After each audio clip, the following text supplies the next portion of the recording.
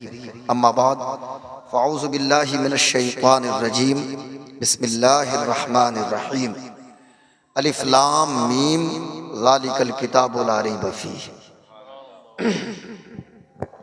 सदक़ल्लाहु मौलानल अज़ीम वक़द सद्दक़ता या मक्की या मदनी या हाशमी या मुत्तलबी या क़रशी या हिजाज़ी व नहनु अला ज़ालिका लमिन ठीक तो था भाई, लमिन शाहिदीन व शाकिरीन वल्हम्दुलिल्लाहि रब्बिल प्लीज़ एकदम सही वल्हम्दुलिल्लाहि रब्बिल आलमीन। अभी मैं जब खुतबा पढ़ना शुरू किया था तो माइक अच्छा था, लेकिन पता क्या है ना, क्योंकि अब सबको पबजी फ्री फायर खेलने की आदत है तो उंगली तो स्क्रीन पे स्क्रॉल होती रहती है ना, उंगलियां चलेंगी ना बड़ी तेज़ी के साथ, तो वो आदत बनी रहती है। हमारे बच्चों की जिस तरह आदत है, सारे लोगों की आदत है, माफ़ कीजिएगा ऑपरेटर साहब किबला, लेकिन बस गुजारिश करूँगा कि माइक का मतलब ये है ना कि जो ऑडियंस सामईन सामने मौजूद हों उनको बात समझ में आ जानी चाहिए।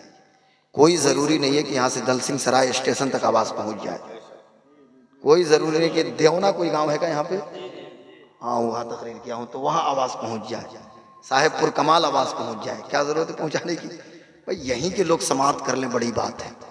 सबसे पहले तो मैं आप हजरात को मुबारकबाद पेश करता हूँ। जलसे के जो सदर हैं, जो एक बेहतरीन ख़तीब भी हैं, बेबाक नौजवान हैं, हज़रत अल्लामा मौलाना अज़ीज़ुर रहमान ख़ान साहब, किबला किधर हैं वो?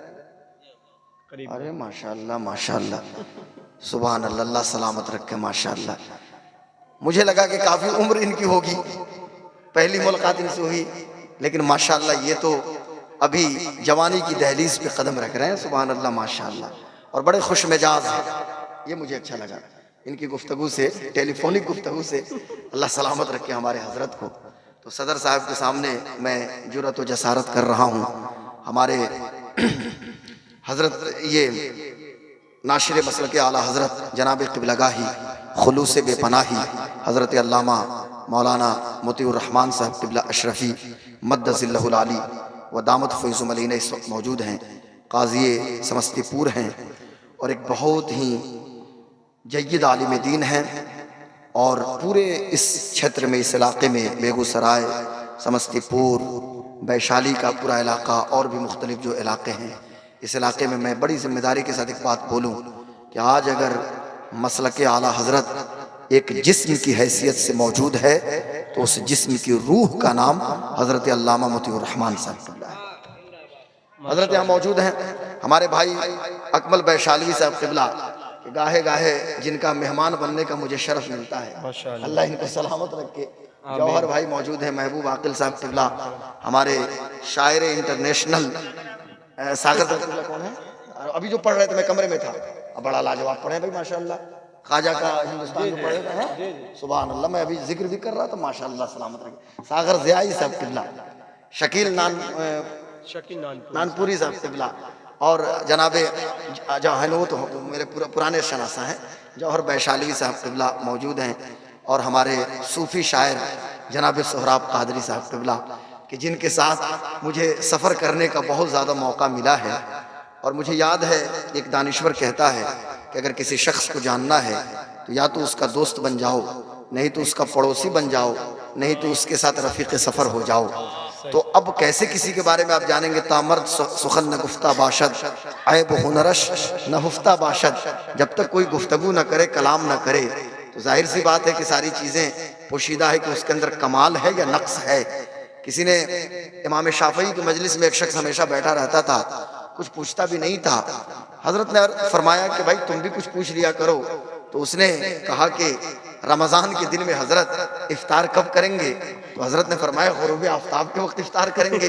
तो उस शख्स ने कहा कभी सूरज ही ना डूबे तो कब इफ्तार करेंगे, तो हज़रत ने फरमाया वो तो बेहतर था कि तुम खामोश ही रहते, तुम्हारे बोलने से परेशानी बढ़ गई, चुप रहते तो बेहतर था। तो कहने का मतलब ये है कि आदमी जब बोलता है तो पता चलता है, या तो पड़ोसी हो, दोस्त हो, रफ़ीक़ सफ़र हो। तो हमारे सोहराब कादरी साहब, चूँकि मैंने इनकी रफ़ाक़त मुझे मयस्सर है, मैं ये नहीं कह सकता हूँ कि ये मेरे साथ आए हैं, बल्कि ये कह सकता हूँ कि मैं इनके साथ यहाँ तक आया हूँ चल के। तो ये चूँकि हमारे बुज़ुर्गों का तरीक़ा है, हुज़ूर मुहद्दिस कबीर अल्लामा ज़ियाउल मुस्तफ़ा क़ादरी जो अमीरुल मोमिनीन फ़िल हदीस है, अल्हम्दुलिल्लाह, और शहजादे सदरुल शरिया हैं। हुजूर मुफ्ती शरीफुल हक अमजदी नव्वर अल्लाहु मरकदहू के साथ वो सफ़र कर रहे थे, तो उन्होंने यही कहा कि मैं हज़रत के साथ हूँ। तो हज़रत ने कहा कि नहीं, आप मेरे उस्ताद के बेटे हैं, मैं आपके साथ हूँ। अदब का तकाज़ा ये, सुभान अल्लाह, क्योंकि आप सदरुल शरिया के बेटे हैं। हालांकि मुहद्दिस कबीर की उम्र हज़रत कम थी, छोटी थी। तो ये हमारे बुजुर्गों का तरीका है। जनाबे शायर अहले सुन्नत मिसालुद्दीन मिसाल, अब मैं किरत करके से नहीं निकालूंगा, बस ये समझिए कि मिसालुद्दीन मिसाल साहब को मैं मुबारकबाद पेश करता हूँ कि अब ये बार बार प्रेशर इनका बहुत ज़्यादा था। मैं आ गया, अभी मैं कमरे में था तो बड़ी शिकायत हुई कि साहब आप नेपाल नहीं गए थे, यहाँ नहीं गए थे। कुछ परेशानी होती है खतीब के साथ। मसला क्या हुआ कि उससे एक रोज़ पहले जो नेपाल में मेरी शिरकत इसलिए नहीं हुई, उसमें जो बदगुमानी पूरे नेपाल में लोगों ने फैला दिया है, चूँकि चैनल वाले मौजूद हैं तो मैं वाज़े करना चाहता हूँ कि एक रोज़ पहले दारुल उलूम अरबिया अशरफिया ज़ियाउल उलूम खैराबाद, जो मऊ ज़िले का एक अजीम तारीख़ी अदारा है, हज़रत अल्लामा नज़ीर अहमद मन्नानी साहब क़िबला की दावत पे मैं वहाँ मौजूद था। और वहाँ से खिताब करके जब मैं लौट रहा था, हमारी गाड़ी टाटा टियागो XZ प्लस जो है, उसका क्लच प्लेट घोसी आते आते जल गया। उसको जलना भी था तो घोसी था, और घोसी इसलिए जलना था कि मैं जहाँ तक समझता हूँ कि इधर से जाते वक्त घोसी के मशाइख की बारगाह में मेरी हाज़िरी नहीं हुई थी, और क्लच प्लेट जलने का सदका ये हुआ कि सदरुल शरिया हो, मुफ्ती शरीफुल अमजदी हो और हुजूर सैयद शहीद बाबा हो, सारे मशाइख घोसी की बारगाह में हाज़िरी हो गई। और उसमें जो काम लगा फिर एजेंसी में, जिसकी वजह से 9 बज गए रात सिर्फ घोसी में। इसलिए मैं शरीक सिवान में भी 2 जलसे हमारे थे सैयद गुलजार मियाँ के साथ, उसमें भी शिरकत नहीं हुई और नेपाल में भी शिरकत नहीं हुई। अब ये कोई ना समझे कि सिवान की वजह से नेपाल नहीं आए, ऐसा कुछ नहीं है, बल्कि नेपाल ही आना था, लेकिन गाड़ी बिगड़ने की वजह से मैं शरीक नहीं हो सका। अब चूंकि वक्त नहीं है मेरे पास और मैं ये इस तरह की बात करना भी नहीं चाहता था, ये मेरा मिजाज भी नहीं है। कुछ बातें सोहराब भाई आप जानते हैं, ये मैंने सिर्फ इसलिए वाज़े कर दिया। ये स्टेज पे जितने लोग हैं हमारे शोरा भी तबलीग दीन कर रहे हैं। मैं कतई ये नहीं कहूँगा कि कोई 2 शेर पढ़े 4 शेर पढ़े, ऐसा नहीं। मुझे बताइए कि अपने अब्बा की ये बात कर रहे थे, अपने घर की बात कर रहे थे, सागर ज़ियाई साहब क़िबला अपने दादा की बात कर रहे थे। अरे जितनी देर पढ़ा, या तो रसूल पाक की बात कर रहे थे या फिर सुल्तानुल हिंद हज़रत ख्वाजा मोइनुद्दीन चिश्ती की बात कर रहे थे, हज़रत सोहराब कादरी साहब क़िबला, ये भी तो नबी की बातें कर रहे हैं। ये कौन सा खतीब है साहब कि जो खतीब साहब को इतनी भी बर्दाश्त उनके पास नहीं है और इतनी भी सकत नहीं है कि किसी शायर को 2 कलाम पढ़ने नहीं देते हैं? क्या मामला है? तो फिर आपको स्टेज पे आने की जरूरत क्या थी? और एक नया ट्रेंड हजरत चला हुआ है कि साहब मैं जाऊंगा, कोई शायर हो माइक छीनो, मैं तकरीर करूंगा, माइक छीनो। मैं कहूंगा शायर अपनी मर्जी से आया है क्या उस जलसे में?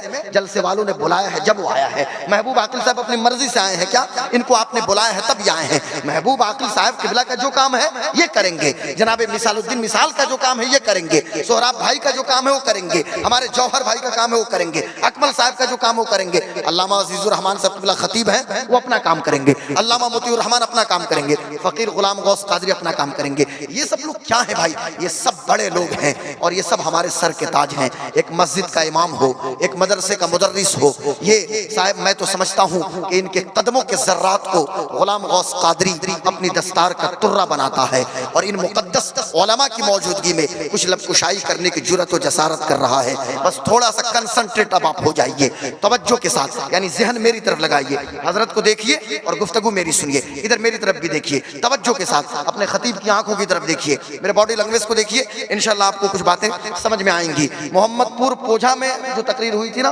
उसको रिपीट नहीं किया जाएगा। यहाँ कुछ बड़ी अहम बातें मैं करने की कोशिश करूंगा, तो चूंकि आप वहाँ मौजूद थे, मैं अर्ज़ कर रहा था। और रोजाना हर रात वो गुफ्तगू चेंज हो जा रही है, हर रात की अलग बातें हो जा रही हैं। ये आपका जो इदारा है मदरसा, ये नाम तो देखिए मुझको, मदरसतुल कामिल गौसिया रज़विया, यानी मदरसा गौसिया रज़विया, ठीक है। ये मदरसा गौसिया रज़विया, मुझे जैसा कि बताया गया कि ज़मीन लेकर इस मदरसे की तामीर हुई और मस्जिद भी शायद बन रही है या बन चुकी है भाई साहब? अच्छा, बन रही है माशाल्लाह, यानी ज़ेर तामीर है। ये बहुत बड़ी बात है। मैं इस गांव के लोगों को, सेक्रेटरी साहब को, सदर साहब को, उनके तमाम मुआविनीन को, मुंतज़मीन को मुबारकबाद पेश करता हूँ। 1-2 बात अच्छा बच चुके, हाँ माशाल्लाह, ये हजरत ने बहुत अच्छा कर दिया। नहीं तो कल होकर लोग बात करेंगे फिर मस्जिद कैसे नहीं बनने लगी। बच्चों के लिए, चूंकि बच्चे वहां ना पहुंच पाए दूरी की वजह से, इसलिए यहाँ पर ये बच्चों की नमाज के लिए बाज़ाब्ता इबादत खाना कायम करने की कोशिश की जा रही है। मैं अर्ज़ कर रहा था मेरे दोस्तों, मेरे बुजुर्गों, मेरे भाइयों, आपने जलसे का जो उन्वान दिया है एजाज़े कुरान कॉन्फ्रेंस, एजाज़े कुरान कॉन्फ्रेंस, मैं एक बात आपसे करूंगा कि आज पूरे भारत में, तवज्जो से सुनिए, कश्मीर से लेकर कन्याकुमारी तक, गुजरात से लेकर असम तक, अंडमान से लेकर लक्षद्वीप तक, पूरे इंडिया में अल्हम्दुलिल्लाह मदारिस मौजूद हैं, हर जगह मदरसे कायम भी हो रहे हैं। लेकिन हैरान आप हो जाइएगा जो मैं बात पेश करने जा रहा हूँ कि इतने मदारिस हैं, आपको लगता है कि हर साल इतने बच्चे हाफिज़ कुरान हो रहे हैं, इतने बच्चे मुफ्ती हो रहे हैं, इतने बच्चे आलिम दीन हो रहे हैं, लेकिन जस्टिस राजेंद्र सच्चर कमेटी की रिपोर्ट हमें बताती है कि मुसलमानों के सिर्फ 4% बच्चे हैं जो मदरसे में पढ़ रहे हैं। 4% हमारे बच्चे मदरसे में पढ़ते हैं। उसमें हर स्कूल, अब देखो भाई, जिनको जाना था, अभी मैं 15 सेकंड का टाइम दे रहा हूं, जाना है चले जाए, उसके बाद कोई उठ के नहीं जाएगा।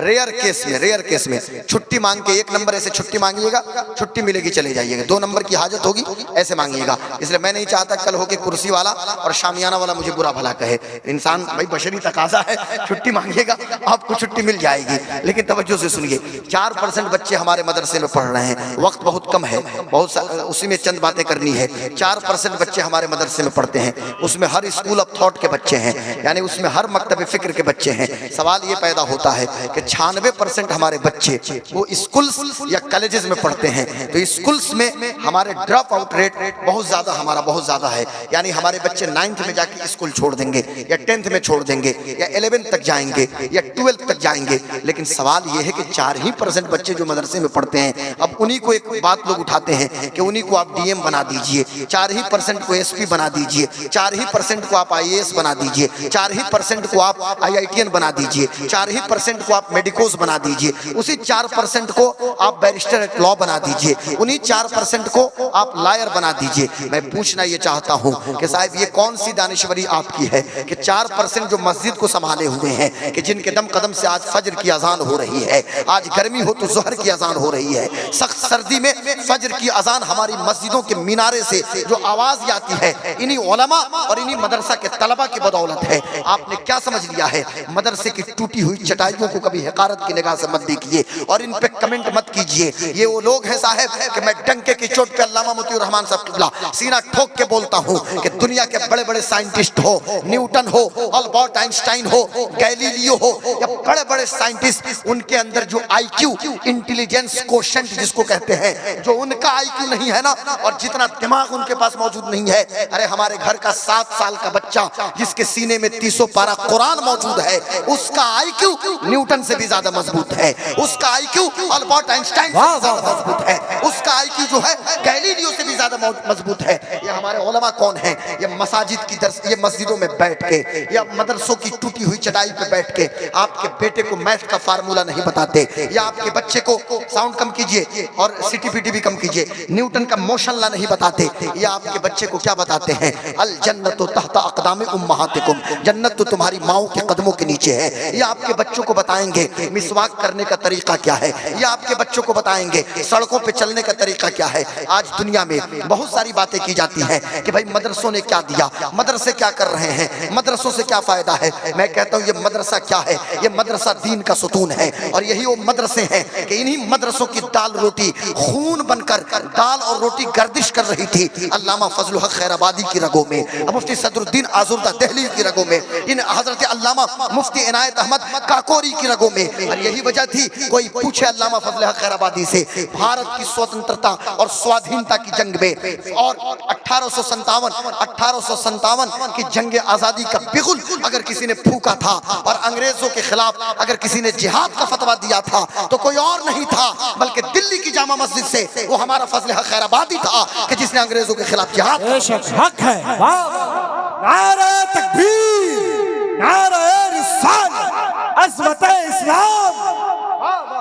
और मैं देखो भाई, मैं फिर गुजारिश करूंगा ऑपरेटर, माइक बहुत अच्छा बज रहा है, मैं जोर लगाऊं तो थोड़ा सा कम, मतलब देखो बहुत तेज का कोई मतलब नहीं होता है, यहाँ बात समझ में आ जानी चाहिए। ऑलरेडी यहाँ 8-10 चैनल वाले हैं, ये खुद ही मुख्तार भाई और फलाम और सबको भाई नेम तो मैं नहीं जानता हूँ, फ्रेश मीडिया वाले और मीडिया वाले बहुत सारे हैं, वो खुद ही फैला रहे हैं और सोशल मीडिया के जरिए लाइव टेलीकास्ट भी हो रहा है।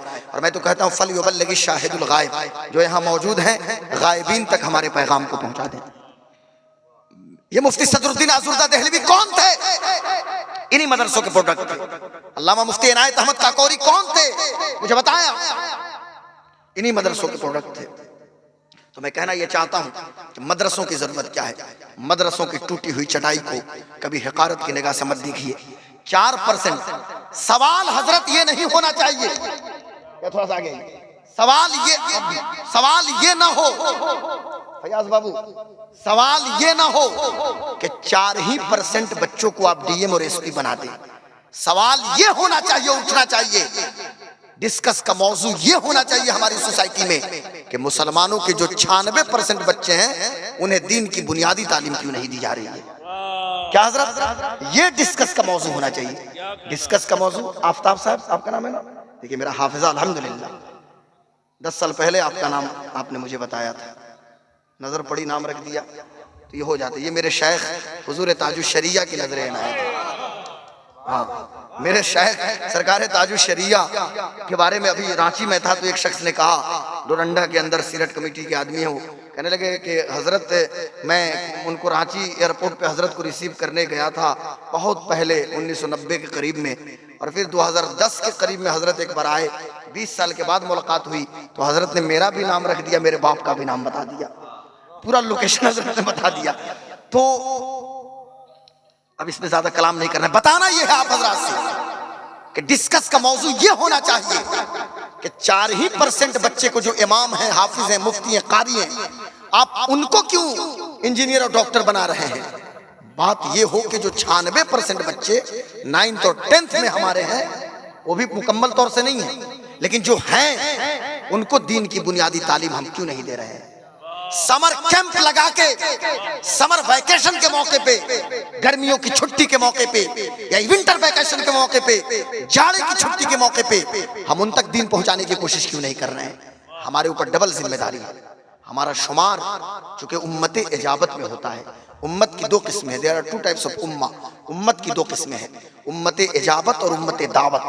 हम चूंकि ला इलाहा इल्लल्लाह मुहम्मदुर रसूलुल्लाह पढ़ते हैं तो हमारा शुमार उम्मत इजाबत में होता है, लेकिन Hindu, Jainist, Buddhist, Jesus Christ के फॉलोअर, ज्यूज, ये तमाम जो स्कूल ऑफ थॉट हैं, इनका शुमार जो होता है उम्मत दावत में होता है। और याद रखिएगा, दूसरे स्कूल ऑफ थॉट के लोग और दूसरी कम्युनिटी के लोग किताब और सुन्नत यानी कुरान और हदीस नहीं पढ़ते।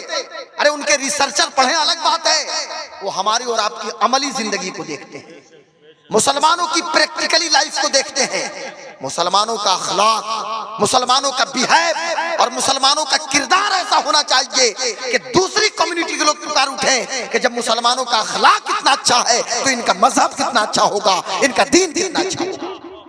लेकिन हम कहाँ जा रहे हैं? मैं आपसे पूछना, बेटा बैठो बैठो प्लीज प्लीज बैठिए, बस बहुत तेज है, क्या तेज मामला नहीं तो रोक लो, थोड़ा सा रोक लो, बैठो बैठो, दुरूद शरीफ पढ़िए, अल्लाहुम्मा सल्ली अला सय्यिदना व शफीना मौलाना मुहम्मदिन बारिक वसल्लम, सलातो व सलाम अलैका या रसूलल्लाह। बस थोड़ी देर सुन लीजिए, सुनिए, बहुत बेचैनी है। हाँ, मदरसे के तलबा तो और बेचैन रहते हैं माशाल्लाह। पूरी उम्मत की क़ियादत करनी है, मुस्तकबिल की अमानतों की अमीन हो, और मामला ये है कि अजीब व गरीब माहौल। बैठो थोड़ा सा, मैं अर्ज़ ये कर रहा था मेरे दोस्तों, इसलिए ज़रूरत क्या है हम अपनी तरजीहात को समझने की कोशिश करें। आज तक हम अपनी तरजीहात को नहीं समझे। गौर करने की बात है कि जिन 2 बच्चों की शहादत इलाहाबाद के सैदाबाद में हुई, वो सैदाबाद हुई या सैदाबाद जो भी हो, वहां पे 2 बच्चों की शहादत हुई। हमने डिस्कस का मौजू ये बना दिया कि कुर्ता पाजामा पहनना जायज है कि ना जायज। हालांकि डिस्कस का मौजू ये होना चाहिए कि उस कातिल ड्राइवर के खिलाफ FIR दर्ज हुआ कि नहीं हुआ। डिस्कस का मौजू ये होना चाहिए कि हमने उसको कैफिर किरदार तक पहुंचाया कि नहीं पहुंचाया। डिस्कस का मौजू ये होना चाहिए कि हमारे चंद वो अकाबिर उठते और उस माँ के पास पहुंचते कि जिस माँ का बच्चा उस रोड हादसे में शहीद हो गया है, रोड एक्सीडेंट में शहीद हो गया है। कोई पुरसा देने के लिए पहुंचा, मुझे माफ कीजिएगा, कोई दिलासा देने के लिए पहुंचा। ये तो बहस का मौजू था ही नहीं कि कोई जींस पैंट पहने, कि कोई टी शर्ट पहन रहा है, कि कोई कोट पैंट पहन रहा है, कि कुर्ता पाजामा पहन रहा है। होना तो ये चाहिए था कि हम उस यूपी के वजीर आला और वहां के चीफ मिनिस्टर से ये डिमांड करते कि बाज़ाब्ता आप एक कमेटी गठित कीजिए, SIT बनाइए और मामले की तह तक जाने की कोशिश कीजिए। और जिन 2 बच्चों की शहादत हुई है, जो 2 बच्चे रोड एक्सीडेंट में मारे गए हैं, उनके वर्षा को कम से कम 20-20 लाख रुपया आप अदा कर दीजिए, आपको देना पड़ेगा गवर्नमेंट फंड से। हमने कभी प्रोटेस्ट किया? हम एजिटेशन पे बैठे, बातें लंबी लंबी छोड़ते हैं। हमारी क़यादत को इससे क्या मतलब है? हमारी तो कोई अपनी क़यादत नहीं। मैं तो हैरान हो गया कि जब हजरत सुलेमान अलैहिस्सलाम, ये क्या कर दे रहे हैं माइक वाले, थोड़ा सा ट्यून कम कीजिए ना। मैं कह रहा हूं कम रखिए तो आप बढ़ा दे रहे हैं। जब मैं बोलूं तो मुझे मेरी बात समझ में आए। सुनिए, माइक बहुत अच्छा है, मेरी बात सुनिए क्या कह रहा हूं। इधर देखिए, मेरी तरफ देखिए, बहुत बड़ी बात, एक पैगाम दे रहा हूं। हजरत सुलेमान अलैहिस्सलाम, कुरान की बात है, लतीफा नहीं है। हजरत सुलेमान और उनकी पूरी फौज जब रास्ते से गुजर रही थी, पूरी फौज और सुलेमान भी गुजर रहे थे, तो जो च्यूंटी भी पूरी टीम के साथ निकलती है ना हजरत, तो च्यूंटियों की जो सरदार है उसको बात समझ में आ गई और उसने अपनी पूरी बटालियन से उसने कहा कि जो उसकी नकल कर रही थी च्यूंटियां, कि तुम सब के सब अपने सुराख में चली जाओ, हो सकता है कि अनजाने में कहीं सुलेमान और उनकी फौज तुम्हें कुचल न दे। हैरानी की बात है, एक च्यूंटी जो क़यादत करे उसे अपने पीछे वालों के बारे में खबर है। अरे हम कैसे कायद हैं कि हमें मुसलमान बच्चों के बारे में फिक्र नहीं है, हमारी क़यादत को खबर नहीं है। समझने की बात है ना। कुरान कह रहा है ना कि कहीं सुलेमान और उनकी फौज अनजाने में तुम्हें कुचल ना दे, इसलिए तुम अपने सुराख में करार पकड़ लो। मैं पूछना ये चाहता हूं, लेकिन हमने तकरीरों में बयानबाजी शुरू कर दिया, लेटर पैड पे बयानबाजी जारी कर दी। भाई हादसा हो गया, लेकिन हमारी भी तो कुछ जिम्मेदारी होती है ना। हमारी जिम्मेदारी है कि नहीं? हमारा खून इतना सस्ता नहीं हुआ है। मैं कहना, और ये मुल्क, मैं बार बार कह रहा हूं, ये मुल्क किसी के बाप की जागीर नहीं है। ये मुल्क सुल्तानुल हिंद गरीब नवाज का ये मुल्क है, गरीब नवाज का है।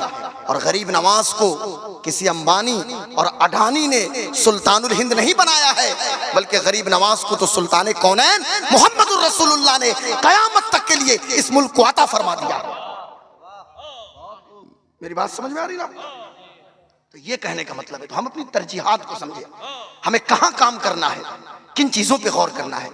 50 लाख की बिल्डिंग हमने बना ली, उसमें ड्राइंग रूम है, उसमें ये डाइनिंग टेबल के लिए रूम है, गेस्ट रूम है, लेकिन उसमें छोटी सी लाइब्रेरी भी तो कायम कर सकते हैं ना। स्टडी रूम होना चाहिए कि नहीं होना चाहिए? स्टडी रूम, हम बैठ के सिर जोड़ के बैठे, कभी हमने मस्जिद अक्सा का जिक्र किया, कभी हमने फिलिस्तीन की बातें करी, कभी गाजा पट्टी का जिक्र हमने किया?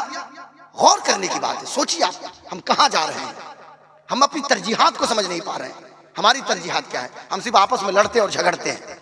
कहीं जात पात की लड़ाई है, कहीं मुख्तलिफ चीज़ों की लड़ाई है, कहीं शेख पठान की लड़ाई, कहीं अंसारी और फलां की लड़ाई, कहीं फॉरवर्ड एंड बैकवर्ड की लड़ाई। भाई कुल्लुकुम मिन बनी आदम व आदम मिन तुराब, तुम सब के सब आदम के बेटे हो और आदम की पैदाइश मिट्टी से हुई है।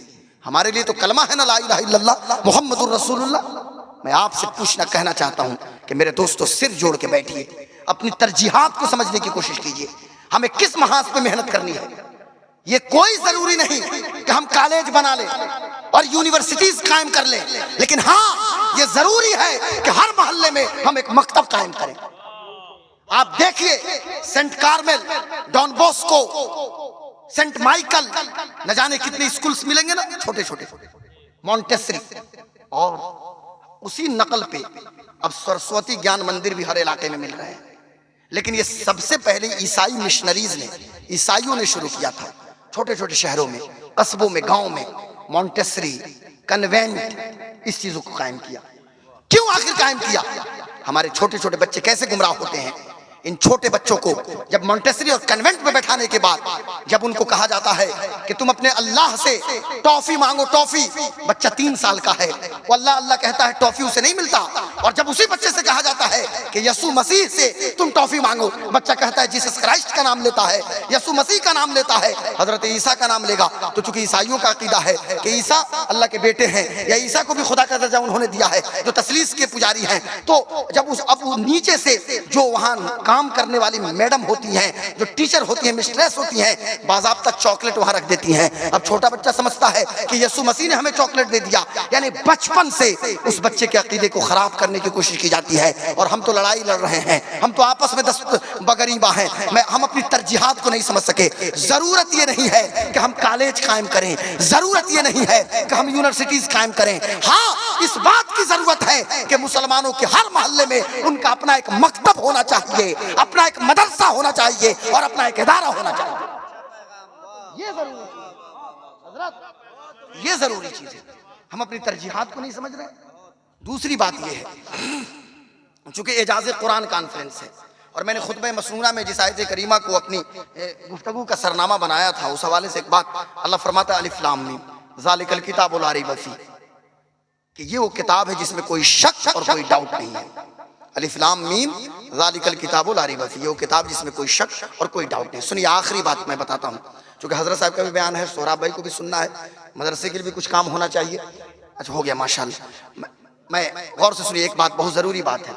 बात यह है कि इतने बच्चे हाफिज हो रहे हैं, मुफ्ती हो रहे हैं, मौलाना हो रहे हैं, देखिए, लेकिन आपको खबर मिलती होगी 3 मुल्क का मैं नाम लेता हूँ, तीनों एक ही लाइन से वो मुल्क पढ़ेंगे आपको।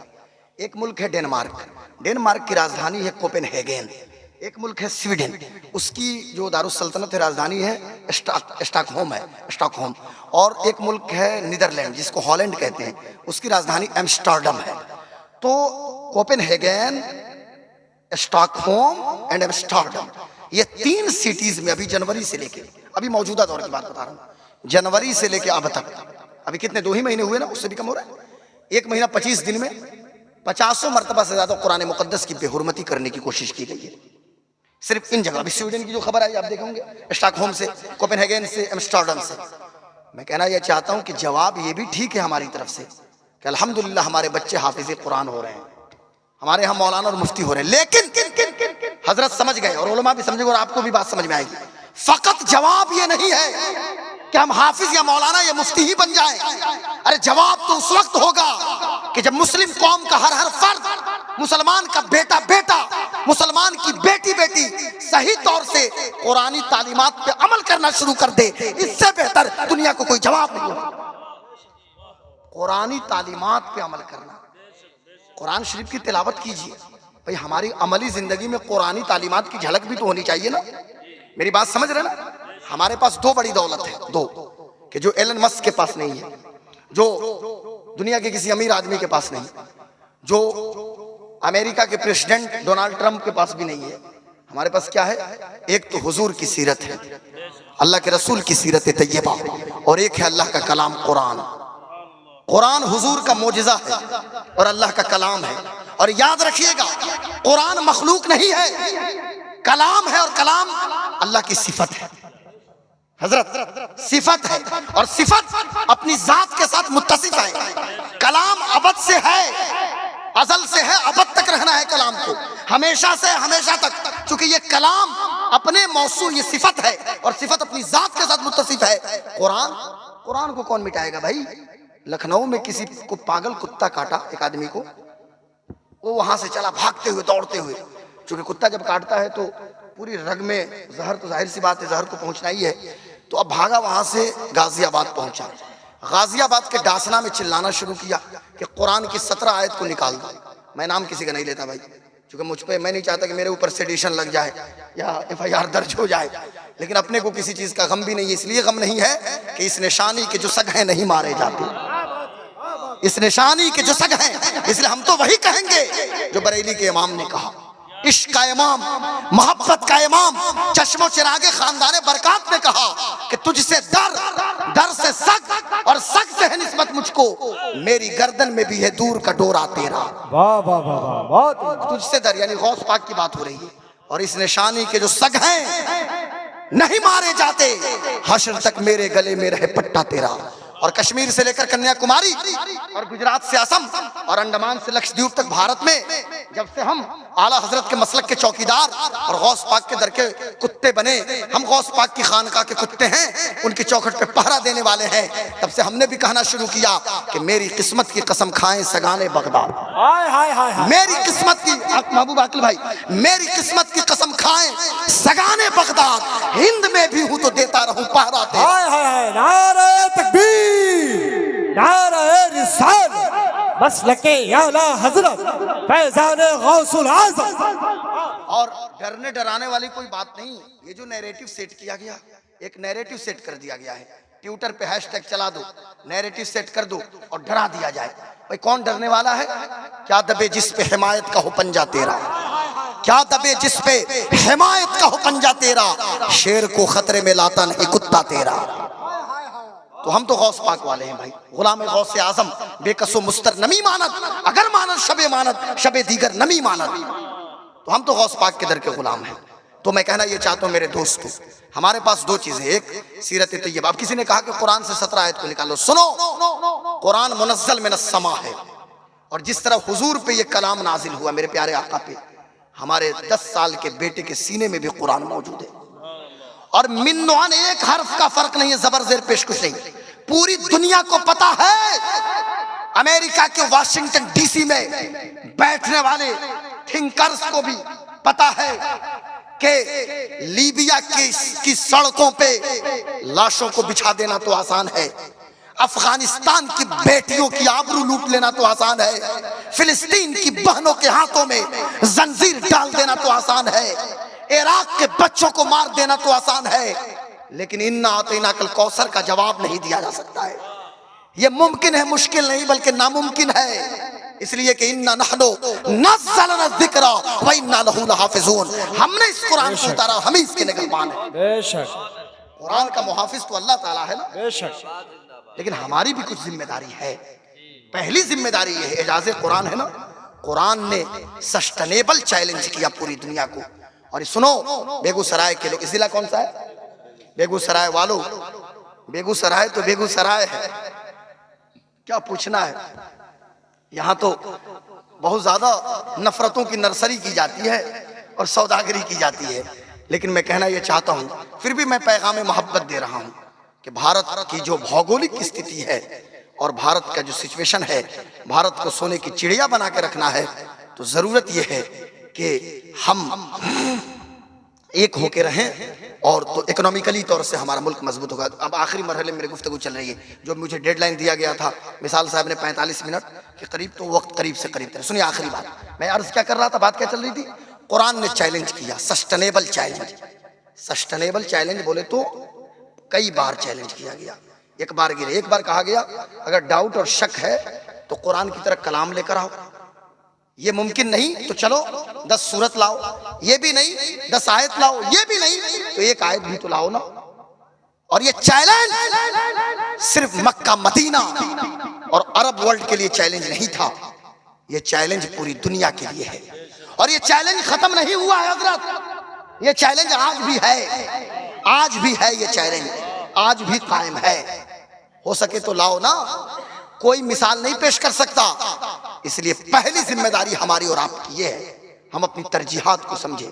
कुरान पे दूसरों ने जुल्म नहीं किया है, जुल्म अपनों ने किया है, हमने किया है, हमने मजलूम बना दिया उस किताब को। जरूरत यह है कि सिर्फ हमारे बाप की मैयत पड़ी हो उस वक्त सिर्फ हम कुरान की तिलावत ना करें, नज़ा का वक्त हो उस वक्त कुरान की तिलावत ना करें। हाँ हाँ, अरे उस वक्त भी करोगे तो नज़े की कैफियत में आसानी हो जाएगी, पर कुरान सिर्फ मौत के वक्त तिलावत की जाने वाली किताब का नाम नहीं है, कुरान पूरी दुनिया को जिंदगी देने वाली किताब का नाम है। जिंदगी का पैगाम ये कुरान देता है, तो कुरान का पैगाम जिंदों तक पहुंचाइए।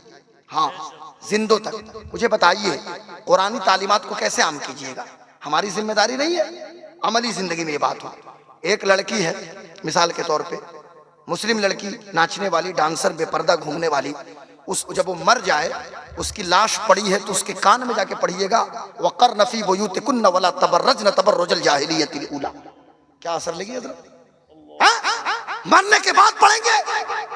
एक जालिम लड़का है, अपनी माँ को वृद्धाश्रम ओल्ड एज होम में ले जाता है, बाप के ऊपर हाथ चलाता है, थप्पड़ मारता है, सिर्फ मदर्स डे और फादर्स डे के मौके पे पोस्ट करेगा, व्हाट्सएप पर स्टेटस लगाएगा, फेसबुक पे पोस्ट करेगा, और अब्बू के पास चाय पीने के लिए पैसे नहीं, बीवी के पास एटीएम मौजूद, अम्मी एक फ्रूट और एक फल के लिए तरस रही है, और फिर जब वो लड़का मर जाए तो उसके कान में जाके कहिएगा वला तकुल लहुमा उफ़्फ़िन वला तनहरहुमा वकुल लहुमा कौलन करीमा वख़्फ़िद लहुमा जनाह ज़ुल्ल मिन रहमा वकुल रब्बिरहमहुमा कमा रब्बयानी सगीरा। मरने के बाद कान में जाके पढ़िएगा तो अपने अब्बा की ताज़ीम करेगा।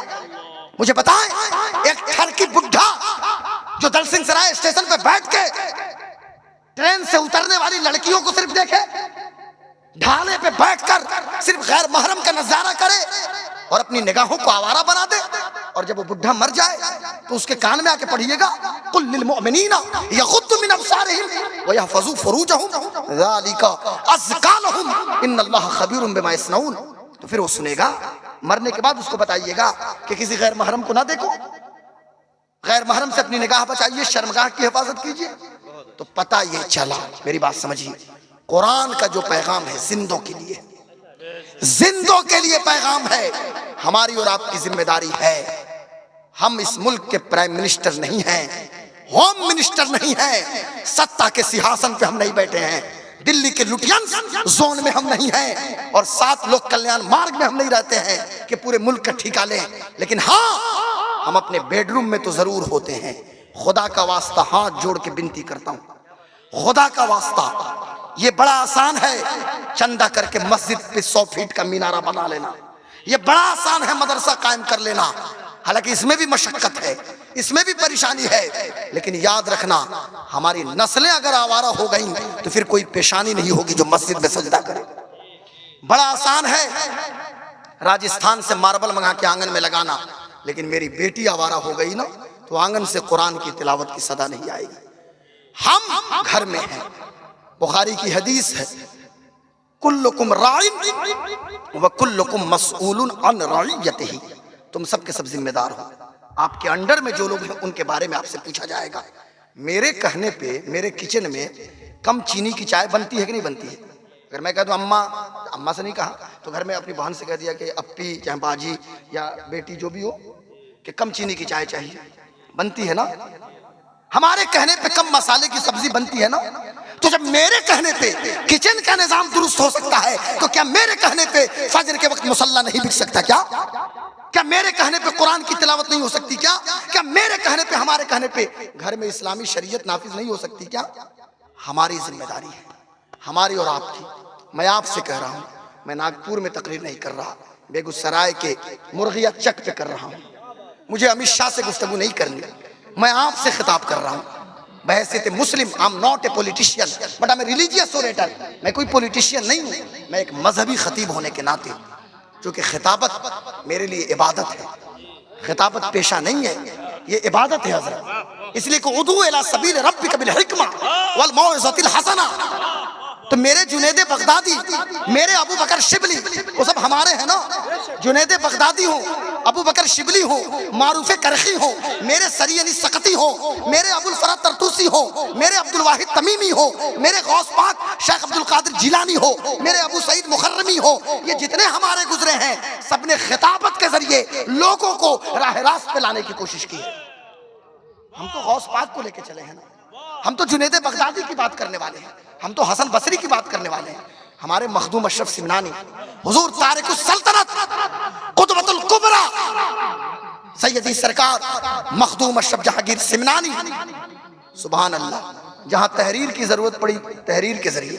और मैं तो हैरान हो गया, टर्की के अंदर जब मखदूम सिमना पहुंचे, हमारे मखदूम सिमना ये सिर्फ जिन्नातों का इलाज नहीं करते, जब टर्की के अंदर पहुंचे, टर्की के अंदर, चूंकि इनका जो नानिहाली नसब है और रिश्ता अहमद यसवी तक पहुंचता है, टर्की के जो बुजुर्ग हैं जब टर्की पे पहुंचे तो टर्किश जबान में इस्लाम की तर्जुमानी पे किताब लिखा और हजारों लोगों को कलमा पढ़ा के मुसलमान बना दिया।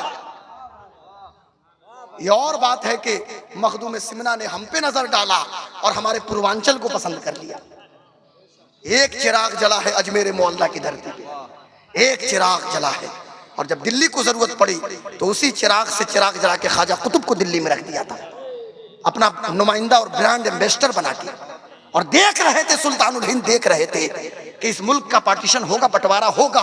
ये और बात है कि कैम्ब्रिज में पढ़ने वाले चौधरी रहमत अली गुज्जर ने 1930 और 40 की दहाई में पाकिस्तान का नजरिया पेश किया था। लेकिन हैरानी तो उस वक्त होती है कि सुल्तानुल हिंद अताए रसूल नाइबुन नबी ने उस जमाने में अपने मुरीद कुतुबुल अख्ताब को कहा था कि फरीदुद्दीन को पाकपट्टन रवाना कर दो पाकिस्तान के लोगों की नुमाइंदगी के लिए। और गरीब नवाज देख रहे थे कि पार्टीशन फिर होगा, तो बंगाला के बॉर्डर पे एक तरफ सिराजुद्दीन अखी को रखा और दूसरी तरफ अलाउल हक गंजराबाद पंडवी को रखा। इधर दिल्ली खाली होती है तो दिल्ली को खाली क्यों छोड़ेंगे। एक बच्चे पे नजर पड़ी, पैदा हुआ बदायूं में और शऊरो इदराक की मंजिलों को तय किया बदायूं में और चला दिल्ली में। तो जब पढ़ता था तो पूरी दिल्ली कहती थी कि ये निजामुद्दीन बहास है, लेकिन जब गया है पाकपट्टन और अजोधन और वहां से वापस आया तो अब कोई इसे निजामुद्दीन बहास नहीं कहता। अब जब भी लोग कहेंगे तो महबूब इलाही निजामुद्दीन औलिया। देख रहे थे गरीब, इशारा तो उन्हीं का है ना, मेरे सुल्तान का है, मेरे सुल्तान जी का। मैं तो डंके की चोट पे कहता हूँ सुल्तानुल हिंद अताए रसूल नाइबुन नबी हजरत ख्वाजा मोइनुद्दीन चिश्ती गरीब नवाज। और भारत वालों, इंडिया वालों, एक बात सुन लो, साल में हो सके तो मुमकिन हो तो एक बार तो अजमेर शरीफ जरूर जाइए। अरे 2 साल पे भी चले जाओ, हम फकीरों का तो झोला उठा रहता है, जब बुलावा आया चल दिए। अभी जनवरी में गए, मार्च में टिकट बना हुआ, फिर 1 महीना गैप होगा, फिर पहुंच जाएंगे। तो उधर तो खुला हुआ है, सुल्तान जी ने खोल के रखा है, सुल्तानुल हिंद अताए रसूल नाइबुन नबी हजरत ख्वाजा मोइनुल हक वद्दीन ख्वाजा मोइनुद्दीन चिश्ती। इसलिए कि भारत के मुसलमानों पे, हिंद वालों पे अगर एक तरफ हुजूर सैयदुश शुहदा, इंडिया के लिए सैयदुश शुहदा और इंडियन सब कॉन्टिनेंट के लिए सैयद सालार मसूद गाजी, सैयद सालार मसूद गाजी, उनका अगर एहसान है तो उन्हीं की बातों को आगे बढ़ाया है सुल्तानुल हिंद गरीब नवाज ने। मुकम्मल एहसान तो गरीब नवाज का है, उन्होंने हमें इस्लाम अता फरमाया। और जब हमारे ईमान पे डाका डाला जा रहा था तो गरीब नवाज हम आपका एहसान नहीं भूलेंगे, आपने हमें कलमा अता फरमाया। और ऐ बरेली के अहमद रजा, हम आपका एहसान भी क़यामत तक नहीं भूलेंगे कि आपने हमारे कलमे की हिफाजत की है, हमारे ईमान की हिफाजत की है। बेशक, वाह वाह वाह वाह वाह। मेरी बात समझ, ये सब तकरीर के, तहरीर के जरिए ये सब काम हुआ है, तो तकरीर तो करने की जरूरत है ही ना। मेरी बात समझ रहे। और सिर्फ दिल्ली में नहीं रखा, दिल्ली में तो उसके बाद नसीरुद्दीन चिराग दिल्ली, तो साउथ इंडिया हजरत अल्लामा मोती रहमान साहब, केरला, कर्नाटका, आंध्रा, तेलंगाना, तमिलनाडु के मुसलमान भाई, अजमेर शरीफ दूर है ना, तो काहे को अजमेर आओगे, चलो गुलबर्गा की धरती पे मेरा नुमाइंदा ख्वाजा बंदा नवाज के सुदराज वहां मौजूद है, नुमाइंदा तो मेरा है ना। तो एक चिराग जलाया है अजमेर की धरती पे, लेकिन चिराग है चिश्त, चिराग है चिश्त, और खुद से नहीं जलाया बल्कि बशारत मुस्तफा से जलाया। अपनी मर्जी नहीं थी गरीब नवाज की, मर्जी तो मोहम्मदुर रसूलुल्लाह की थी ना, मर्जी तो आमिना के लाल की थी ना। तो मुझे कहने दो कि अगर गरीब नवाज अताए रसूल हैं, अताए रसूल हैं गरीब नवाज, अताए रसूल भारत वालों के लिए, तो भारत भी तो गरीब नवाज के लिए अताए रसूल है। नहीं समझे हजरत, समझ गए मेरी बात, तवज्जो, उलमा की तवज्जो चाहूंगा। अगर आप कहते हो कि गरीब नवाज हजरत, गरीब नवाज अताए रसूल हैं, किसके लिए, भारत वालों के लिए, तो ये मुल्क भी तो अताए रसूल है गरीब नवाज के लिए। मेरी बात, अरे समझ में बात आई, ये मुल्क भी तो आता है ना। यानी हमको, मतलब वाजे करता हूं, यानी हम लोगों को मुस्तफा ने मोइनुद्दीन अता किया और मोइनुद्दीन को भारत के मुसलमानों को अता किया, और मुसलमानों नहीं बल्कि भारत के तमाम लोगों को अता कर दिया। यही वजह है तकबीर, भारत का नारे रिसालत, फैज़ाने गरीब नवाज। ये थोड़ी सी गुफ्तगू डाइवर्ट हो गई, लेकिन हमको लगता है कि ये भी गरीब नवाज बस उन्हीं का, बस बस बस वहीं से उन्होंने, उनका तसर्रुफ चल रहा है। यही वजह है कि भारत का धनाढ्य सेठ, जो सत्ता के सिंहासन की चाबी जिसके हाथों में है, हाँ इशारा समझ गए होंगे, भारत का वो आदमी के 7 लोक कल्याण मार्ग की चाबी जिसके हाथ में है, यानी मिस्टर गौतम अडानी, कुछ दिन पहले विद फैमिली गरीब नवाज की बारगाह में हाजिरी दे रहे हैं। खबर मिली थी ना, सुल्तान की बारगाह में हाजिरी दे रहे हैं। ये कौन, हमारे प्राइम मिनिस्टर के खास आदमी, वो आके हाजिरी दे रहे हैं। तो मैं कहना ये चाहता हूं, मैं कह रहा, आखिरी बात बस सुन लीजिए, ये तकरीर क्या है, तकरीर इबादत है। और बात क्या चल रही थी, बात कहां से कहां, दुरूद शरीफ पढ़िए, अल्लाहुम्मा सल्ली अला सय्यदिना व शफीना। हाँ बात ये थी कि दुरूद शरीफ की बरकत, दुरूद मुकम्मल नहीं, बात याद आ गई। अब दुरूद मुकम्मल हो जाए तो क्या कुछ याद ना आ जाए। दुरूद शरीफ पढ़िए, अल्लाहुम्मा सल्ली अला सलातो सलाम। एक जुमला फौरन मेरे जहन में आया है, इसके लिए मैंने कोई तैयारी नहीं की है, रब्बे काबा की कसम फौरन एक बात जहन में आ रही है तुरंत, कि जो चिराग सुल्तानुल हिंद अताए रसूल नाइबुन नबी ने अजमेर में रोशन किया ना मुस्तफा की मर्जी से, गरीब नवाज की आमद से 150 साल पहले उस चिराग की बुनियाद रख दी गई थी अजमेर की पहाड़ी पे, और किसी और ने नहीं रखा था, बल्कि महमूद गजनवी जब अपनी बहन और अपने दामाद और पूरे लश्कर के साथ इंडिया आए थे, उसी आजमेर की पहाड़ी पे एक खेमे में महमूद गजनवी के बहन के पेट से कोई और नहीं बल्कि सैयद सालार मसूद गाजी पैदा हो रहा, वहीं पैदा हुए थे हजरत जी, उसी अजमेर की पहाड़ी पे, उसी अजमेर की पहाड़ी पे सैयद सालार मसूद गाजी, वही बहराइच वाले। बहराइच से हमारी जान का ताल्लुक है। हाँ, बहराइच शरीफ है, बहराइच गंजे शहीदा है। मखदूम पाक हमारे तारिकुस सल्तनत, हमारे मखदूम अशरफ जहांगीर सिमनान भाई, जिसके नहीं है तो उनको दिक्कत हो, हमारे मखदूम साहब तो हमारे हैं ना, हमारे मखदूम, ये तो हम कह रहे हैं हमारे हैं, काश के मैं मखदूम कह दे कि ये हमारे हैं। हुजूर अशरफ मियां ने कहा ना कि तमन्ना है दिले अशरफ बस इतनी सी लबे कौसर सरे कौसर कि जब आका जामे कौसर दे लबे अकदस लगा के दे। हुजूर जब जामे कौसर देना, मेरे बाबा जी कहते हैं, सुनो आखिरी बात, मेरे बाबा जी कहते हैं कि मजा ये नहीं है कि कब्र में जाएं तो आप कहें फरिश्तों से उस सवाल पे कि ये हुजूर हैं। अरे काश के मुस्तफा ये कह दें कि फरिश्तों, अरे इससे क्यों पूछते हो, ये मेरा दीवाना है, मेरी मोहब्बत में मर के कब्र में आया। मजा तो जब है, कौसर का जाम तो सबको मिलेगा ना, हर मुसलमान को मिलेगा कौसर का जाम। मजा ये नहीं कि कौसर का जाम मिले, मजा तो जब है कि जब आका जाम कौसर दें, लबे अकदस लगा के दें। आखिरी बात कान खोल के सुनिए, बात ये चल रही थी, हम गार्जियन हैं तो अपने घर में को बचा ले। वो कौन माँ है, माँ कैसी माँ है, बेडरूम में बेटी करवट बदले और माँ को खबर नहीं, तो तुम्हें माँ होने का हक नहीं है, तुम क्यों माँ बनी थी। मैं समझाना ये चाहता हूं, मेरी बेटी, एक बेटी माँ के लिए बेहतरीन दोस्त है, माँ उसके लिए सहेली है, माँ बेहतरीन दोस्त है। हर बाप की जिम्मेदारी है अपने घर को संभाले, हर भाई। तो एक तरफ अपनी बच्चियों का ख्याल और दूसरी तरफ हमारे जो बच्चे हैं नौजवान, ये अब स्मेकर हो रहे हैं, जिसको आप स्माइकर कहते हैं।